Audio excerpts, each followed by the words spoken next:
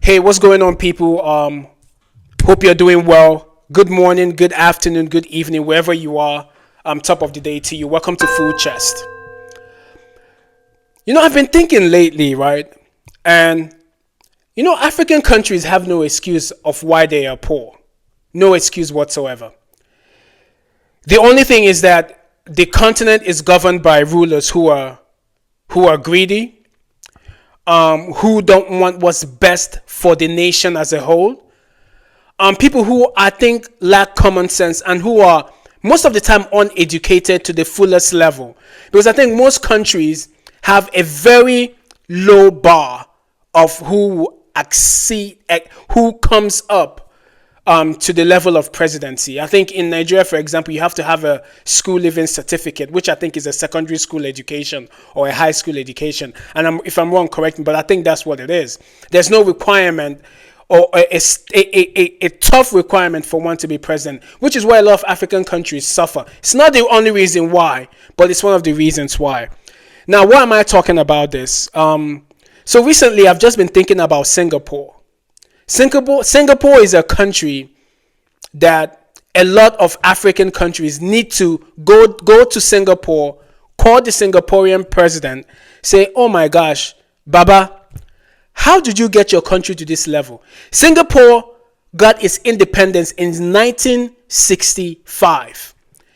In the 1960s is when a lot of African countries got their independence as well. But Singapore, this is a huge flex, man. Like, this is a flex. For you to say that you are richer than your colonizer is a flex. It's a huge flex. Singapore, based on GDP per capita, is wealthier than the United Kingdom. To add flex upon flex, Singapore's median full-time wages are also higher at around $46,000 compared to the UK's $44,000. And I believe this is per year. What a flex. And on the continent, people are arguing about nonsense. When I read about Singapore, I was like, what the heck? And then I also listened to an interview by Dr. Peterson, which I admire, great guy, and the Senegalese queen, Bridget Wade, who is a wealth activist on the continent. If you don't know about her, you should definitely go and listen to some of her things and read some of her books as well. Now, on this interview, she kind of talked about it as well, and they kind of discussed about some of these things, which I'm going to also kind of highlight on this as well. Just watch. Freedom is at the center for prosperity building. Rwanda, for example, Paul Kagame, the president of Rwanda, is explicit about it. He said he wants to be the Lee Kuan Yew he wants to be the Singapore of Africa, and Lee Kuan Yew is his model. Now, the dirty mouths are going to start shouting, "Oh yeah, see, authoritarian, blah, blah, blah," whatever. Me, I want to talk only about on the economic side. If you take Lee Kuan Yew and Singapore as your example, then it means that, like him, you're going to have to be serious about economic freedom. And that's exactly what he did. That's what Singapore did. When Singapore figured that out, they went on to put in the right reforms to make their environment some of the most business-friendly environments in the world, one of the most free markets environment in the world. And you saw the magic of Singapore. Today, Singapore is richer than its ex-colonizer, Great Britain. So when I hear people telling me today, "Oh, Africa is poor because of colonization," I'm like, please, let's move on from that. Does it have maybe a tiny percentage in where we are today? Maybe, and I don't know.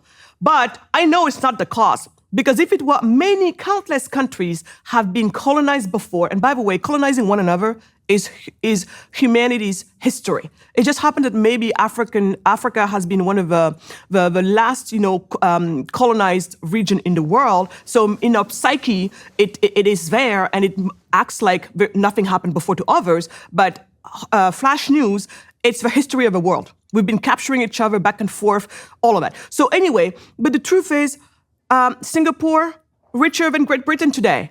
And then Hong Kong happened. And then because Hong Kong happened, China even today happened. Because China's like, wait a minute, what went on over there? And then China went on to do the exact same thing with its SEZs, the special economic zones, some of the most free market zones in the world. And then look at it happen in communist China, who, when it comes to economics, decided that we're going to do the free market, we're going to be capitalist, because that's the only way. We tried everything else. We killed hundreds of millions of people, and we have nothing to show for it. But now that we're tired of being disrespected members of society, because guess what? That's the other thing too. You want to be respected in this world? You're going to have to be among the prosperous ones for other reasons. Would it be nice, G, that we respect people just because? Absolutely.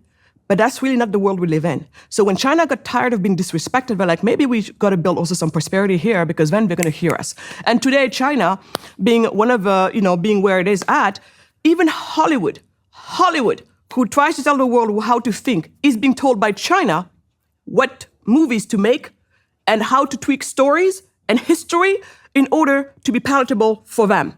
You see the power that comes with okay, now, prosperous. From that discussion, you can see she mentioned some things that I've also talked about. One thing precisely is about Paul Kagame, PK, which I admire a lot, which I believe that PK is actually one of the best presidents on the continent. If you want to argue with me, we can argue about that as well. But he is, hands down, one of the best presidents on the continent. Now, one of the things people talk about Paul Kagame that I don't really care about is that, he's been in office for 25 years. He's an authoritarian, this, that. It's not democracy.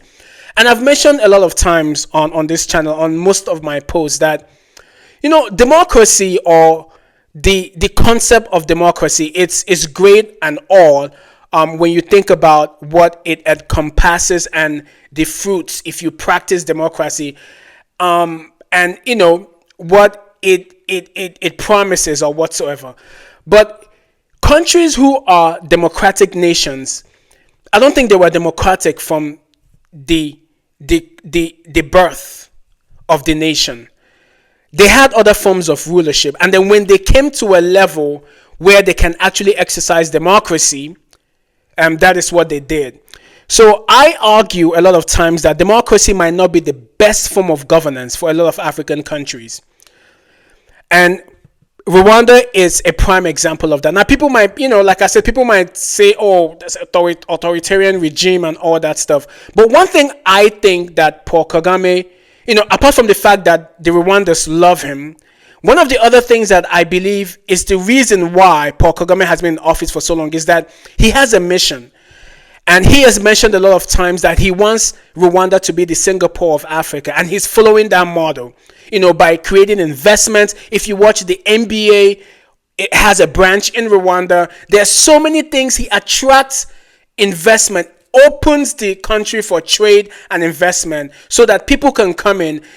There's free visa for African countries. So many things that he's doing, which are the things that Singapore did to be where they are today.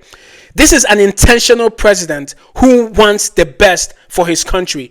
So, in order not to obstruct the move, or not to bring about red tapes, or not to stop the train that is moving, it's important for him to stay in office to accomplish the goal.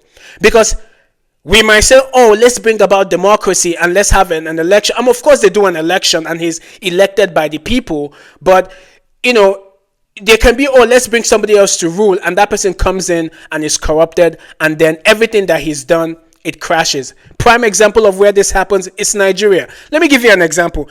In Nigeria, there are presidents who have come into rule, and they've done things. They've started building hospitals, they've started projects, they've started building roads.